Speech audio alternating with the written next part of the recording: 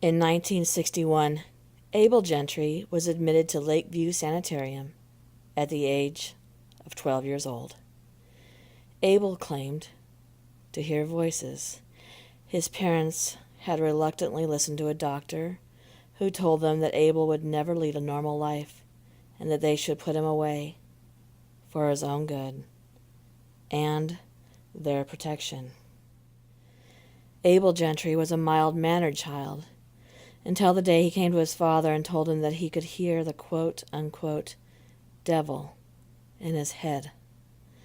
The Gentry family was quite religious and were, in fact, very well-respected members of their church, with Dane Gentry, Abel's father, often heading Wednesday evening services, and Abel's mother, Sissy, teaching Sunday school.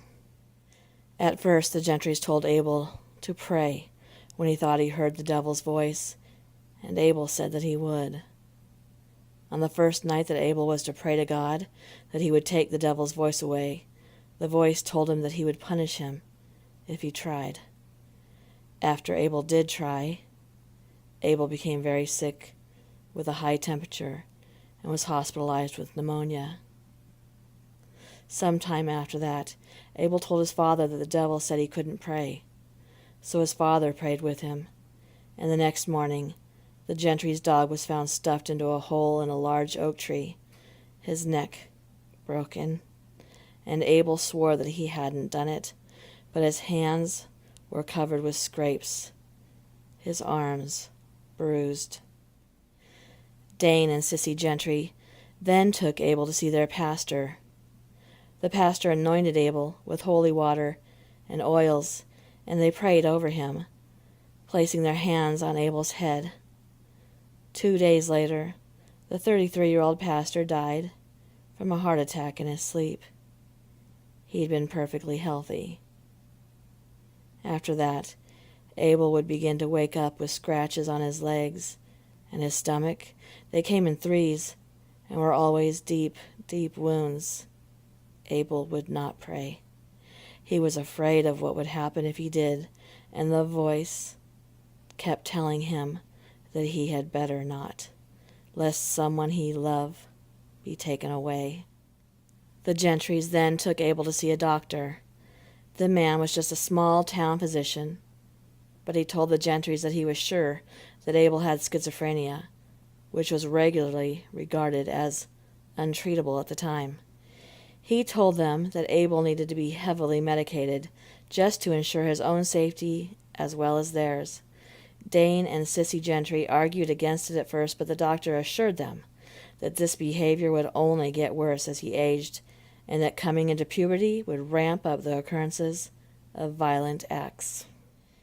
Abel was among a very small group of children confined to the sanitarium. He was heavily sedated. His parents would come twice a week to see him, and he knew, even then, at that age, that he needed to stop telling anyone about the voice in his head, that the only way he would ever stand a chance of getting out was to pretend and deny that there was a voice. But still, on some nights, when Abel was alone in his room, he would try and pray. Just a little. Just to say the Lord's name, and he would always be warned by the voice. Abel, stop. Stop right now. The hospital had started making him sleep in a room where the staff could see him at all hours, because he'd been having broken bones lately. Punishment, he used to tell them, before he saw it in their eyes. The disbelief, the pity, even the slightest bit of, was it fear? Like they could catch it if he spoke of it too much? Like they didn't really want to even hear about his thoughts. It was better when he just sat silently and said that he wasn't hearing what he was definitely hearing. That hissing voice, taunting him, making fun of him, telling him to do bad things and to hurt people. Once, when he first came to the hospital, He slapped a nurse. He knew he slapped her as hard as he could, but the force with which his hand met her cheek was harder than any child is capable of. He felt his hand being thrust against her face and saw her flesh ripple. The nurse fell backwards, her eyes wide and watering. Abel felt sick, but the voice felt a thrill. Today, Abel is almost 15 years old. Today, Abel has decided that it is the day that he will pray, that he will make himself pray, that if the voice wants so badly for him to not pray, then he must defeat it, and that he must disobey the voice to kill it, to render it useless, and that Abel will withstand any punishment the voice tries to inflict, because he knows that the voice won't be able to use him if he disobeys. Abel is alone in his bare room, with just a bed, a small table with a lamp, and a board attached to the wall, which numbers the days that Abel has gone without hurting himself. They think Abel hurts himself. He long ago stopped trying to get them to believe that the voice hurts him. Abel has 90 days crossed out, and as Abel gets down onto his knees, he begins, "Dear Lord," and the voice begins to growl from deep within his brain. "Dear Lord, please hear me," and the voice begins to scream at him. Stop. Now. Stop, Abel. If you do not stop, I will take your mother's life in the most painful way possible. And Abel's arm begins to get deep scratches. "Please, God, help me." And that's the furthest that Abel has ever attempted to go. The voice picks Abel up off of his knees and throws him against a wall. The board with the crossed out days slides down from the impact and hits Abel on his head. "Dear Lord, please take this voice from inside of me." And Abel is praying out loud now as the room begins to creak and quiver, and Abel is tossed towards his bed, hitting his head on the railing. "God, please save me." And the voice is screaming, Stop. Stop right now. and Abel feels stinging against his face, and he knows his flesh is being torn out. "God, hear me.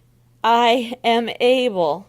And Abel is again picked up and thrown against the wall, just as the door begins to open and a male nurse steps in and begins to come towards Abel.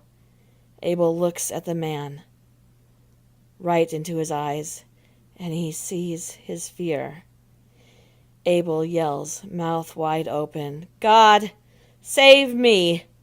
And as the man yells Abel's name, a black mist slowly creeps from Abel's throat, over his tongue, past his teeth.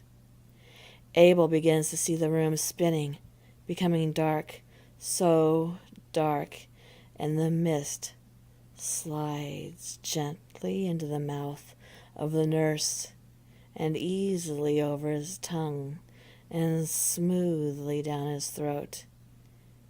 And Abel sees a bright light.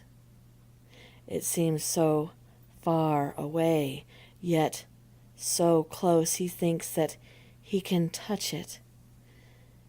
And he reaches out with his arm. A doctor runs into the room and sees Abel lying on the floor, his body broken and bloodied, one arm managing to raise out, his eyes distant, just before he took 3 quick breaths and then let out a long sigh. The doctor turns to the nurse, demanding to know what has happened. The nurse shakes his head. He puts his face into his hands, And he says, I don't know, as he cries. I didn't see anything. He must have gone crazy. He repeats what the voice tells him to say.